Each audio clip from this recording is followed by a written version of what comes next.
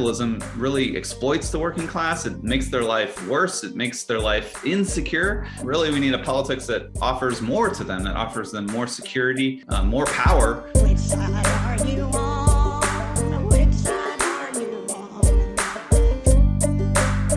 Climate Change as Class War is a new book that seeks to reframe the conversation around climate change by Matthew T. Huber, professor of geography in the Maxwell School of Citizenship and Public Affairs at Syracuse University.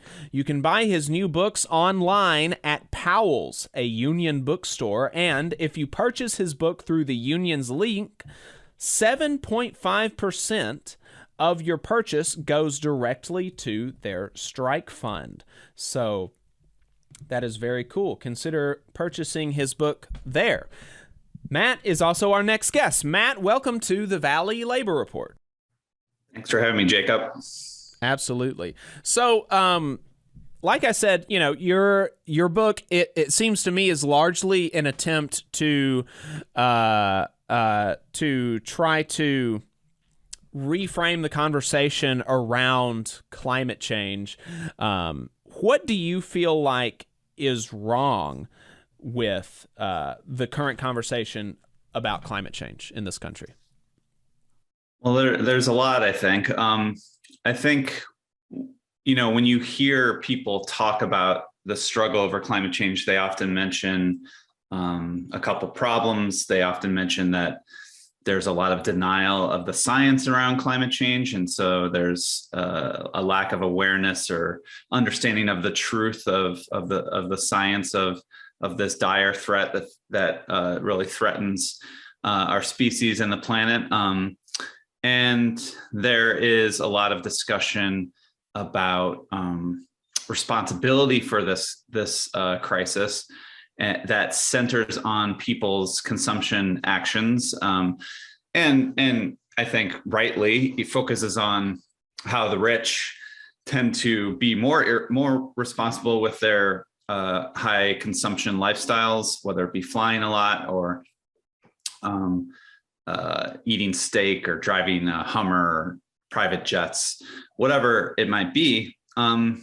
Both of these, I think, sort of avoid what I think is at the core of the crisis, which is industrial production. And, you know, this is climate change is ultimately a product of something that started about 200 years ago that we call the Industrial Revolution, which shifted energy systems to burning this stuff that we can dig out of the ground called fossil fuel.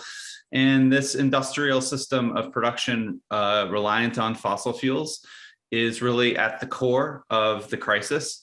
And what struck me is that when you go back to sort of old school socialist or working class theories of class struggle, theories of class conflict, in the old days, it really was centered on this struggle over industrial production, over who owns and controls the means of production, and how capitalists sort of take that control over production and shift it towards profit at all other costs. And of course, workers and working class people have struggled to take their own forms of control over production, whether it be through strikes or unionization. And so this kind of old school class analysis focused on production seemed to be a much more accurate way to analyze the current struggle we're facing, and actually like really center it as a material struggle over how we produce things. And I think that really helps us shift away from this sometimes pretty moralistic type of politics that focuses on, do you know the science? Do you believe science? Or are you virtuously low carbon enough in your consumption and your lifestyle, and all these kind of actions you can take as an individual consumer, which again, every individual consumer is provisioned by a producer who's usually a capitalist who owns that production and is trying to seek profits on that production. So all these consumers with their lifestyles are ultimately can be linked back to for-profit capitalist producers. And I would argue the people profiting off these relationships deserve way more blame, way more responsibility.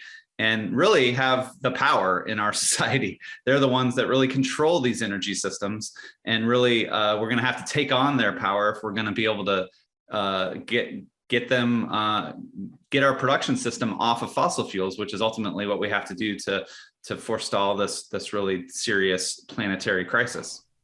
One of the things that always fascinated me about environmental politics, like as soon as I learned this, I've never been able to get it out of my mind. The fact that the crying Indian guy who was actually an Italian, that whole campaign was funded by corporations like Coca-Cola and the Mason-Dixon Company in the wake of laws that were attempting to ban single-use products. Right. But there was a move in the country across state legislatures and things like this to attempt to get at the production of these single-use products. Exactly. And the companies were able to, through a mass marketing campaign, shift the conversation from production to consumption, like saying that, oh no, it's not our fault that we're producing this terrible product. It's your fault for consuming it.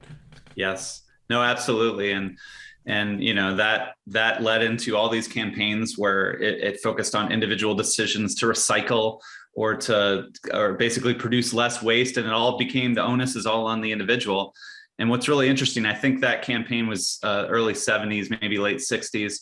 It's just continued from that point. And there's actually a recent paper that was published that did a systematic analysis of ExxonMobil's kind of advertisements and found that there's this consistent narrative that they promote that tries to shift blame for climate change to individuals and their carbon footprints and how they consume things. And of course, that shifts the blame away from the ExxonMobils of the world. And that's what they want, right? It's actually quite hilarious that the very concept of a carbon footprint was invented by British Petroleum. And they've recently, you can see them tweeting out these carbon footprint calculators that ask people on Twitter to kind of, hey, get involved, find out how you can pitch in to save the climate. And the whole analysis of a carbon footprint, like I was saying before, assumes that responsibility and emissions are only in this realm of consumption, and all the people profiting off our consumption are just erased by these quantitative methods to estimate people's so-called footprints. And so it's a really sophisticated strategy to shift all attention and blame onto us, the consumers, and a lot of working class consumers, and make it seem like they're the ones to blame. In the book, I argue that actually for this kind of professional class, sort of middle class person that is really into the science, they also are quite materially secure and comfortable and have a level of consumption that they actually feel somewhat guilty about. I call it carbon guilt in the book. And so I actually say that this strategy of making it all about individual and their consumption actually appeals to professional middle class people who have this anxiety about their consumption. And then they are the ones that are really promoting this kind of moralistic politics about, we are the ones who have sinned. we must reduce, we must lower our carbon footprints. And so they promote this. And unfortunately, this kind of professional class moralistic politics really plays into the hands of big fossil capital, who's really got the power in this situation, and are very happy to see professionals blame themselves and all of us sort of focus on individual consumption. Yeah, I was going to just say that I really appreciate what you're trying to do, which is centering this crisis with who has power and who profits. Because I think you're so right that is lost in this conversation, and that's to our detriment and to the benefit of those who actually are causing this crisis. Yeah, absolutely. Yeah, the way that I was just going to say that the way that it seems to me that you put the argument in your book is that there are two kind of threads that are pushing this individualistic idea of a carbon footprint, and those are the the type of neoliberal ideology of individualism, personal responsibility, and all this, and then also the carbon guilt among the the professional managerial class who do have a comparatively high standard of living, and they feel bad about it. And so, how do you feel like those kind of interact? Well, it's quite interesting because you can kind of trace, if you look at the history of capitalism in the United States, you have this process of, one, you could see sort of the decline of the industrial working class, which we've all been bemoaning on the socialist left. You've had a process of deindustrialization where a lot of industrial factory work has either been automated or offshored, and you've had a lot of hollowing out of industrial working class communities. But at the same time, and of course, people have commented on how that process has really widened inequality in society as a whole. It sort of eroded this kind of middle class, industrial working class jobs that were an option for people with like high school educations, let's say in the 40s, 50s, and 60s, 1940s, 50s, and 60s. But alongside that process, you also have the massive expansion of higher education and in society. And what I argue is that as society is becoming more unequal, which is a product of this kind of neoliberal ideology that you mentioned before, professional class people are really trying to kind of use credentials or use degrees or use all sorts of like credentials to carve out an advantage in this increasingly unequal labor market that's defined by the hollowing out of working class power and all that. And so these professionals, this professional class is really expanding at the same time society is moving towards this kind of neoliberal free market type of ideology. And also it's quite clear that professionals themselves respond to this kind of free market idea because education is so central to their kind of life class project. They really buy into these narratives of meritocracy and this idea that it's like up to individuals sort of studying hard and being smart and getting their credentials to succeed. And that success is a product of their own hard work. There's an incredible book that you all may have discussed or heard about by Lily Geismer, who shows how the Democratic Party in the 80s and 90s really shifted their base from working class people to these kind of suburban, affluent professionals who bought into a lot of neoliberal politics, this idea that we need to get more competitive, we need to be more meritocratic, means testing, things like that. All that kind of triangulation that the Clinton regime sort of pushed onto the Democratic Party really appealed to these affluent professional suburban people. And so that then became the base of the Democratic Party as they drifted away from their working class base, which is only just continuing decade after decade since then. So. Right. And so, you've got this, the ideology and the carbon guilt is incorrectly, in your view and in our view, incorrectly identifying the problem. And so that is bringing them to a solution that is basically everybody has to live with less. And that has somehow not been super convincing. We're obviously, we can look around and we're not living in a world with high-speed rail and all electric cars and solar panels everywhere, So the politics of less has been less than convincing to working folks. Why do you think that is? Right. So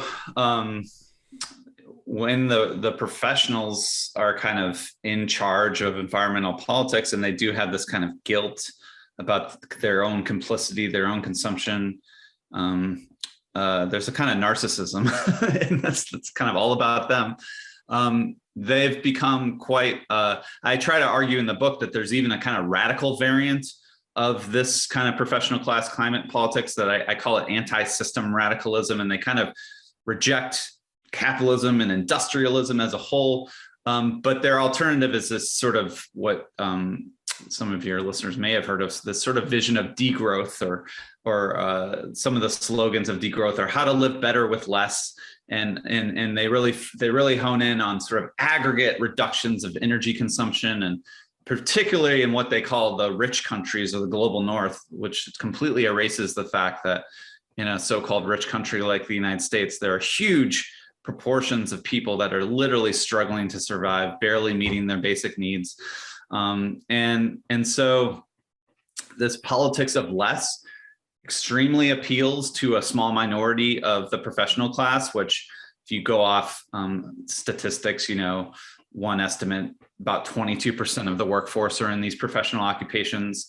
You can also just look at a very basic statistic that 63-ish% of Americans don't have a college degree. So I think one kind of prerequisite to most professional class occupations is that BA or that college degree. And that's already a minority of the population. And so you get a lot of these, they're in my field, like academics or people that work in NGOs or people that work in scientific think tanks or policy think tanks, and they're highly credentialed, and they really love this idea that we've reached an ecological crisis. We need to consume less. We need to sort of draw down, reduce society as a whole. And that makes sense to them because, again, they feel like they're already kind of a little too excessive in their own lives. They might drive a car, they might have to fly for professional conferences or something. So this idea of less really does appeal to them. But again, it's a minoritarian position that only appeals to other sort of middle class of relatively comfortable professionals. And again, when you look at the United States, where some stats say like 64% of Americans live paycheck to paycheck, 2/3 of Americans struggle to pay for healthcare or worry about healthcare. About 1/3 of Americans even struggle to pay their utility bills. They're deciding between putting food on the table and paying their heat or their utility. So this politics of less, this idea that we need to live better with less, doesn't really appeal, because for working class people, they're already living with less and they're struggling with less. And they need, obviously it's just basic sort of working class politics that capitalism really exploits the working class. It makes their life worse. It makes their life insecure. And that really we need a politics that offers more to them, that offers them more security and more power over the economic systems that control their lives. And this politics of less just has very little capacity to offer that to the masses of workers in our society. Right. Yeah, I think so. I mean, it's definitely a big juxtaposition, seeing people talk about how we need to everybody has to make do with less, while, like you said, those statistics talking about 64% of people living paycheck to paycheck. It's really why do you think that they thought that this would be a good how does it even come into your head as a potentially good strategy? I've been I don't want to go too far with this, but we know that, like, in this social media world we live in, that increasingly creates these kind of hermetically sealed sort of information bubbles where people kind of are all talking to the same types of people who sort of affirm and congratulate them on their views as being brilliant and correct. And so I've seen with these kinds of forms of professional class climate politics that, at least in social media, like, there's just so much of people just talking to themselves and affirming what they think, that there becomes this kind of herd mentality of like, well, yes, this makes a lot of sense to us, so it must be a good idea for all of society. And there's no sort of reflexivity, no sort of self-critical sort of understanding that, hey, maybe we should be a little self-reflexive about that. We are sort of, again, people with college degrees are 1/3 of society. Maybe we should start to think more about how this kind of crisis could yield a broader mass politics. But you just don't see that kind of reflection. You just see a lot of people saying the same stuff, and again, congratulating themselves about how brilliant they are. And to go to the other host's comment, there's very little reflection on that. We're not building the power to confront the people responsible for climate change, and climate change just keeps getting worse, and emissions keep going up, and despite the fact that we're not winning the struggle, we're not building the adequate mass movement, there's still this weird sort of self-satisfied consensus amongst these people that they think they have all the right ideas and all the right logical policy proposals. It's just society that's not coming along. And so, unfortunately, I think in a lot of this space, there's ultimately a kind of contempt for the working class masses, this idea that these are just people that live in, go to malls and consume hamburgers and ultimately, if you go back to the original kind of people who coined the idea of the professional managerial class, they're named Barbara and John Ehrenreich. They actually were very concerned about this in the 1960s and 1970s, where the so-called New Left was becoming inundated with these highly educated, highly idealistic political New Left people who started to really turn their nose up at the masses of working class people and had this kind of antagonistic contempt for the masses as being dupes, as being, again, like consumer drones that just sort of go to the mall and don't think about things. So unfortunately, like for decades now, we've kind of had this somewhat elitist clique in the left and in the professional class that really looks down on the masses. And I think, unfortunately, the climate politics that sort of feeds into that kind of contemptful politics toward the masses. Yeah, I don't think that the stereotype of the liberal elite type of person comes from nothing.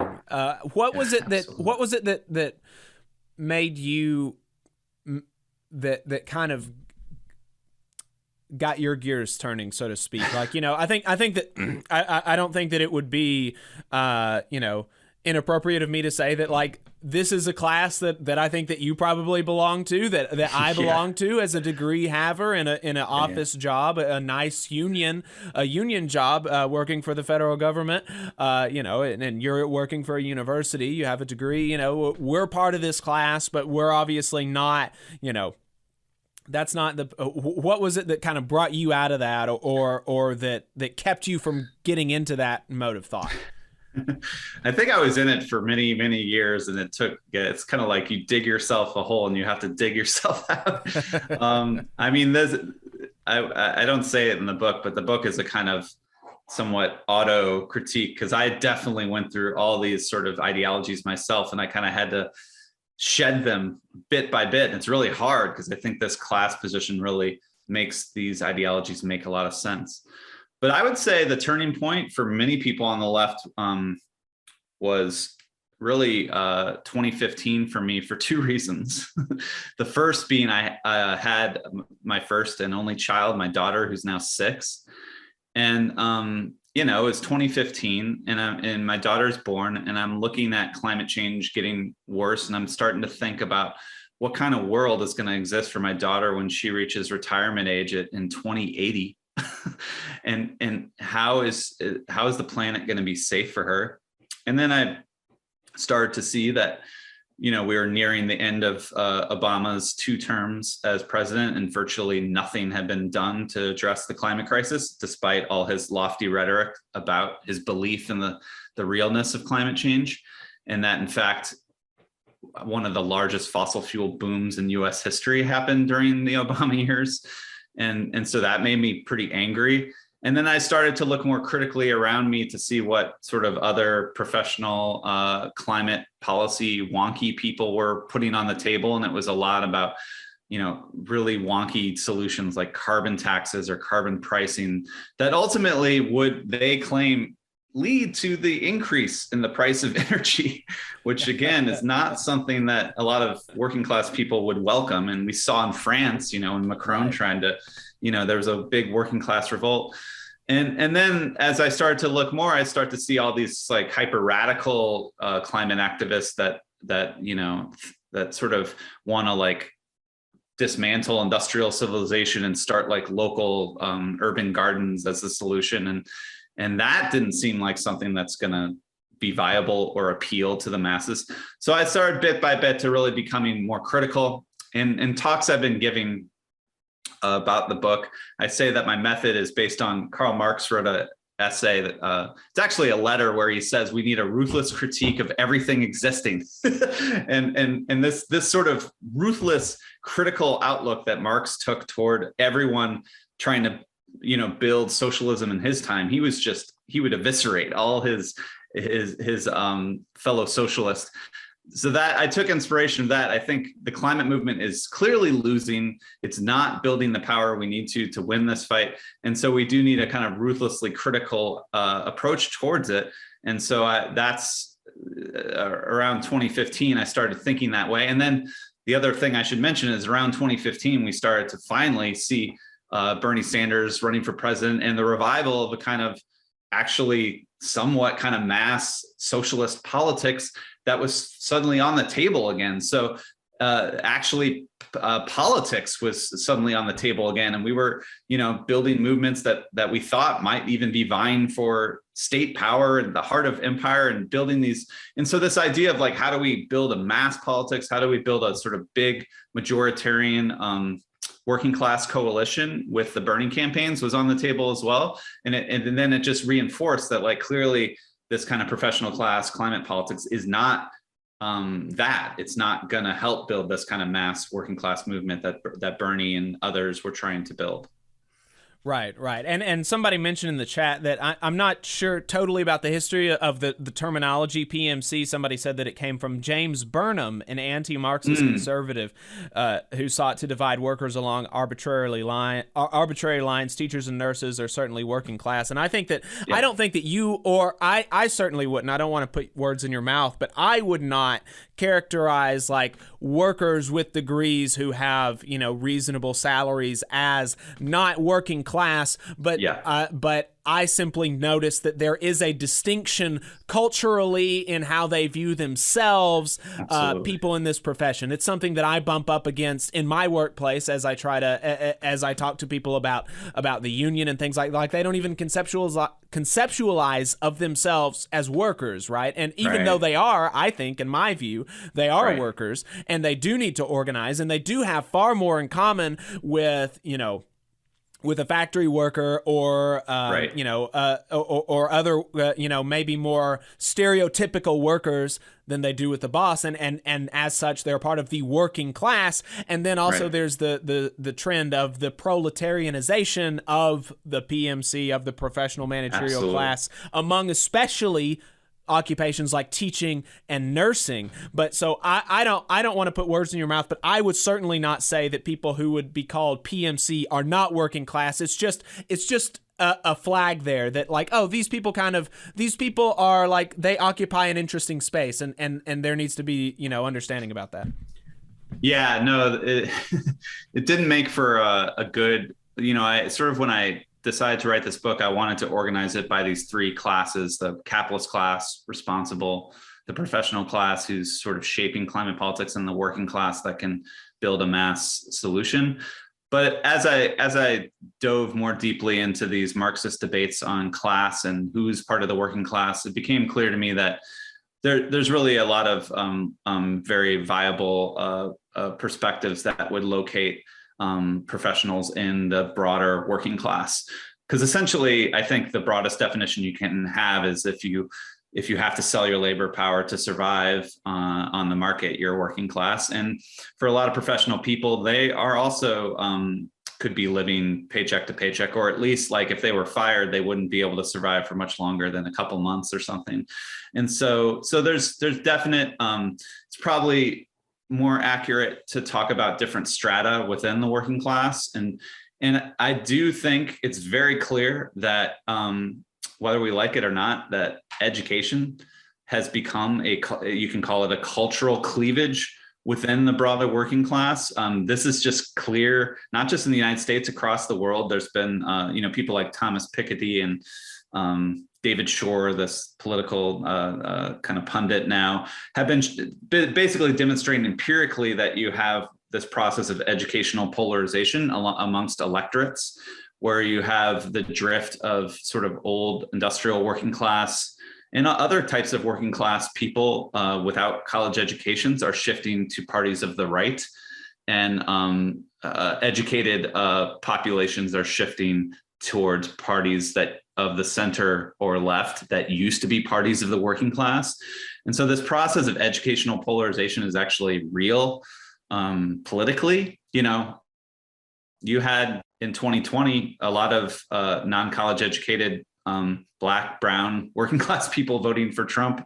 And we all know that non-college educated white voters are a big base for him. So, and I totally agree that we really need to think about different segments of the professional class. Some are quite secure, some are doing quite well, but there are these processes, as you said, of proletarianization, where there's an erosion of autonomy in the workplace for teachers, for nurses. There's an erosion of their security and even their benefits and their salaries are being attacked from all these different bosses in the hospitals or in the college administrations or in school administrations. So yeah, and ultimately, I think one thing I want to make clear is that there's really nothing wrong with educated people or professional people doing politics or doing left politics or doing environmental politics or working class politics. And in fact, if you look at the history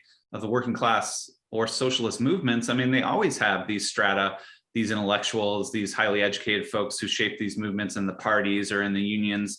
But the problem is if professional people are doing politics in a way that does not appeal to the working class and actually creates this kind of antagonistic outlook towards the working class, that's where you run into problems, and that's where we need to be more critical, right? So, but there's definitely a need to kind of create this broader working class coalition that includes these educated folks, for sure. Yeah, so we've gone through. There's been a lot of critique here, and I think that's pretty. I think that's pretty consistent with a Marxist tradition. But just to lay it out, for folks on the radio, we're talking to Matthew Hubbard. He is a professor of geography. Mm-hmm. That's right. Professor of geography in the Maxwell School of Citizenship and Public Affairs at Syracuse University, talking about his book, Climate Change as Class War. And we've been talking about how, the environmental movement has basically centered around a politics of less, of saying that the way to fix climate change is you as a working person, all working people across the world, especially in rich countries, quote unquote, we're going to have to consume less. We simply have too much, and your book says that this isn't really the way to go. So what is the alternative to that? What is the alternative to that in the policies? Prescriptions? Like, how do we actually? What are the things that we can actually do to stop climate change, and how do we get there? As opposed to you point out that one of the Citizens Climate Lobby, their goal or their motto is to outsmart climate change. In a sort of technocratic sense, and that doesn't seem like a very viable strategy. And even some of their prescriptions, maybe hit or miss. What would your strategy and your prescriptions be to fight climate change? So first, I'd say that if you look at if anyone's deploying class politics in the climate fight, it's actually the right, and it's like the fossil fuel industry and the Koch brothers, because they will, whenever they talk about climate policy, they say it's going to cost jobs, it's going to make your life cost more, it's going to raise your cost of living, and so they really, liberals like to focus on their denial of the science, but their more consistent message is that climate policy will make your life worse. And when climate liberals do advocate things like carbon taxes and making energy costs more, it's hard to blame the masses for believing these right-wing people. Yeah. So if the right-wing people are just repeating what the climate liberals are saying, exactly, it's really unbelievable. So what I say is, and I was lucky to write this book when this kind of big excitement around a Green New Deal came around, because what I would say is that if you look at working class people's lives and what they are having trouble affording, which are things like I said before, like energy and food and housing more than ever these days, all these things are part of the sectors that we actually need to rapidly decarbonize, right? Energy, housing, transportation, right?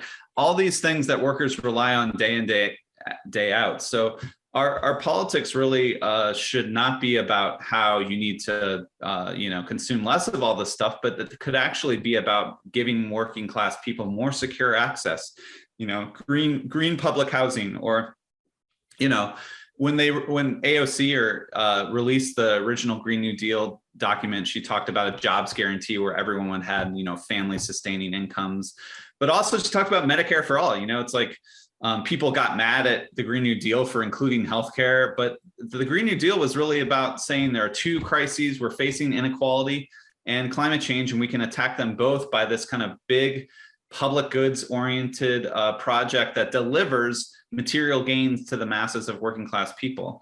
So that, I think that's one plank of a working class strategy, really just try to build universal public goods, whether it be a job guarantee or, in my socialist dream, like sort of decommodified electricity as a human right. By the way, you guys are in the Tennessee Valley Authority. The original Tennessee Valley Authority had a slogan, electricity for all, which is, I think, a really a slogan we use a lot today for healthcare. And in fact, the Sunrise Movement, when they sat in on Nancy Pelosi's office for a Green New Deal, they had signs that said green jobs for all. So this idea of like delivering material gains for all, I think is really something we can't lose sight of. We lost the Green New Deal presidential battle and Biden won, and he has not really subscribed to this kind of public goods approach. So that's kind of off the table for now, but hopefully the political winds will shift where we could build enough power where it could be on the table again. And to build that power, I think we can't just rely on electoral shortcuts, as Jay McAlevey would say, of winning the presidency with Bernie Sanders. We have to go back to basics and build actually working class institutions that really are embedded in communities and people's lives. So that's as you all know, that's the labor movement, that's the union movement. So it's really exciting to see all this sort of, I loved how you had Jonah Furman's newsletter at the top of this show, the strikes that are happening, but also the massive increase in union drives and union elections, whether it be Amazon or Starbucks. But what I argue in the book is that we really can't ignore that this climate struggle is about energy, and ultimately climate or sort of energy experts agree that the pathway to decarbonization goes through the electric sector, electricity. We have to clean up electricity so that we're generating all our electricity from clean sources, whether it be solar, wind, hydroelectricity, or nuclear. And then we have to electrify all these things that we don't rely on electricity for, like our cars and transportation, or like the heat for our buildings. And if we can clean up electricity, electrify everything, that's the path. So what I argue in the book is that the electric utility sector is already one of the more unionized sectors in our economy. It's 25% union density. It's represented by unions like the International Brotherhood of Electrical Workers, the Utility Workers Union of America. And so these unions already have a base of power, of organized members. And to be fair, these unions can be quite conservative. They can be quite aligned with the bosses, if you will, in this kind of business unionist tradition. But ultimately, if we're a climate movement, we want to transform electricity, we cannot ignore these unions. We have to put them at not only a seat at the table, but they need to be a driver's seat of sort of shaping our policy frameworks, shaping our strategies. But I think the climate movement can also make a case to these unions that if they aren't getting more organized and proactive about putting themselves at the center of a green energy transition, they're actually threatened. Their members are threatened. Their unions are threatened by what I would call a kind of cutthroat green renewable capitalism that right now the renewable energy industry is pretty anti-union. A lot of renewable energy projects rely on a really insecure transient workforce and they're hostile towards unions.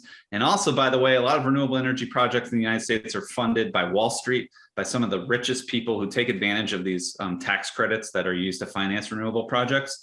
So this kind of Wall Street anti-union regime is trying to push through this kind of green capitalism that really threatens these unions in the electric sector. So we have to kind of organize with these unions to really for their own survival. And I think we can make that case to them. But the other thing is, I think we just can't ignore these unions. I've worked with a lot of what are called climate justice organizations, or people that are trying to build like public power campaigns. And they're always able to get like teachers unions and nurses unions on board, what I would call low carbon unions. And that's great. We need to build solidarity with these kind of low carbon unions, but we're not going to be able to win this struggle unless we can build real coalitions with the unions that are at the heart of the struggle in energy and electricity. And I would also just include the building trades more broadly, which are notoriously conservative. But if we're going to solve climate change, it's going to mean building a whole lot of stuff, a whole lot of new infrastructure. And so we're going to have to figure out how to win over some of these building trade unions at the core of this fight. And so, and I think given the Green New Deal is kind of off the table, that there's really nowhere else to go for this kind of strategy, is to rebuild the labor movement and union movement. And that's where we got to go right now. Yeah, and you mentioned, or contrary to that being kind of a utopian vision of social change, I think that you contend that this is actually, no shortcuts, but this is the closest thing to a shortcut, is that we've got to revitalize the labor movement, particularly the labor movement in the electricity sector. And you a line that I really liked from your book was something about, your students always ask you how they can fight climate change, and most of the common answers are, reduce your carbon footprint, buy an electric car, something like that, and you say join a union, and that's cool as hell. And but I mean, it's true, right? The IBEW has a huge and there we've got two IBEW locals that sponsor the show, and they're leaders in those unions listen to the program.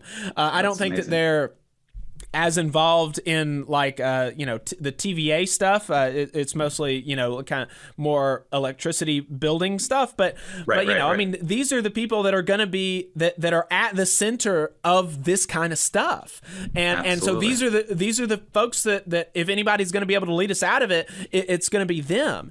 And unions have done stuff like this before. You talked in the book about Mazaki's fight with the Oil, Chemical, Atomic Workers Union to pass OSHA, and the IBEW's fight against deregulation as sort of case studies of unions leading legislative changes. Can you talk to us about those historical instances?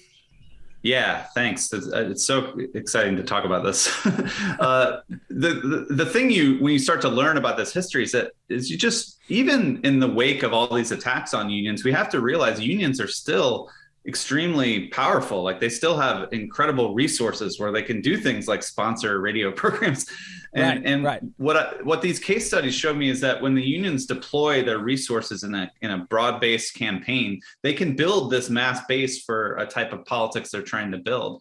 So in the case of Tony Mazaki, his union members were working in extremely toxic chemical factories, oil refineries, chemical production facilities. And he was noticing these workers were getting sick. They were getting cancer. They were being exposed to really toxic stuff.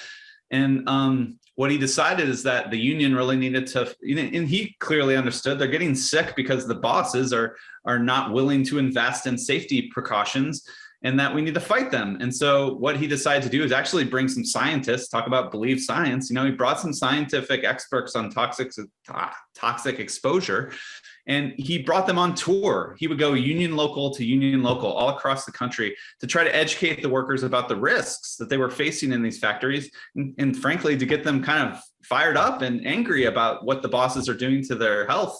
And he succeeded, by building this sort of broad base within each union local. He, got these workers to flood Congress with letters about the need for something like the Occupational Health and Safety Administration. But he also got workers to testify in congressional hearings. But he also got these workers to tell their family members, their community members. And Tony was clear, like he always would say, we have enough lobbyists in Washington that are trying to pass union friendly legislation. What we need is to build a mass base. And so what he did is deployed the union's resources to just launch this nationwide campaign that built step by step, local by local, this mass base. And, they got Richard Nixon to sign off on OSHA, not exactly a union friendly left winger. So that was incredible. And then fast forward into the 90s, there was this incredible effort to deregulate the electricity sector, which there's a lot we could talk about, but unions, particularly the IBEW, saw that as a threat to not only their members and their wages, and it might lead to shutdowns of power plants where they have a lot of good union jobs. They also saw it as a threat to really the reliability of the grid and the secure. And that's another thing. These workers take pride in really delivering this vital service to people, to hospitals, and so they saw this deregulation as something that's going to make the electric grid more insecure, and so they said, we got to fight for this to so that we can continue to deliver this service. And little did they know, they really launched this fight in the 90s. They sent out an organizing binder to every union local and sort of gave them strategies. And again, all these resources they can deploy. Strategies like, how to write a letter to the editor about this issue, how to do a press conference about it. And then they did this organizing in the 1990s. And then famously, you had this wave of blackouts in California. I think it was 2001, which everyone was clear was basically because of regulation in California. And so that kind of, in addition to all this union organizing, really put a lot of cold water on all this deregulation. And so again, when unions kind of deploy their resources, their substantial resources to these types of campaigns, they can win because they still have power bases, they still have institutional resources to deploy. And so I think, again, if we could imagine the unions doing this in a sort of campaign for a green energy transition that is not advantaging the renewable capitalists, but that advantages unions, that could be another example of how to marshal union resources for this kind of nationwide campaign. Yeah, I definitely think so. And reading that, I knew about Mazzocchi. I think that he as a case study is a lot more well known among kind of labor left activists. But that was really, I really enjoyed reading about that IBEW campaign against deregulation. That was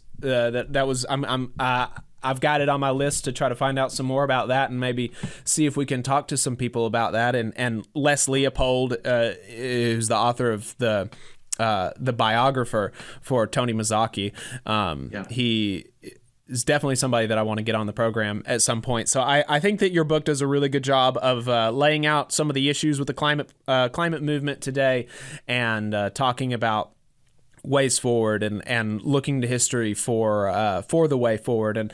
And I really enjoyed it. I thought it was great. I would highly recommend people buy it. Adam, did you have anything else that you wanted to ask? No, I just wanted to see if there's maybe anything that we've left out so far in the conversation that you really wanted to, share with our listeners. Let's see. The one thing I was wanting to get in there is that the Tennessee Valley Authority, by the way, is we just I wrote an article with Fred Stafford and Jacobin where we discovered that it's 60% unionized, right? So, I mean, like that's a level of union density you don't see about anywhere.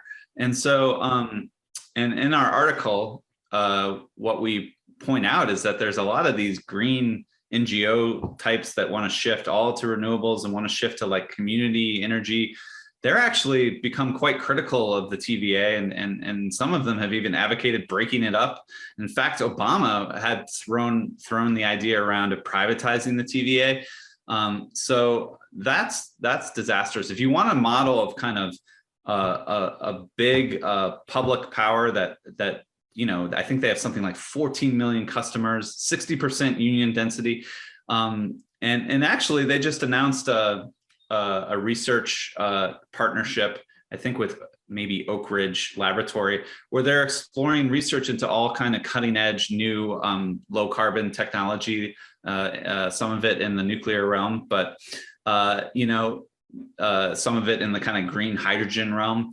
And so they're exploring like cutting edge technologies. And so whereas a lot of the green left kind of thinks we're going to have just like small scale renewables and localities spread across the landscape, I think TVA represents this kind of, it represents something at the scale of the crisis we face, a massive federally owned public power utility that could expand. And in fact, Bernie Sanders, and he took this from the People's Policy Project, like this idea that if we want to solve climate change, we need something like a green TVA that could massively expand clean energy production all across the country.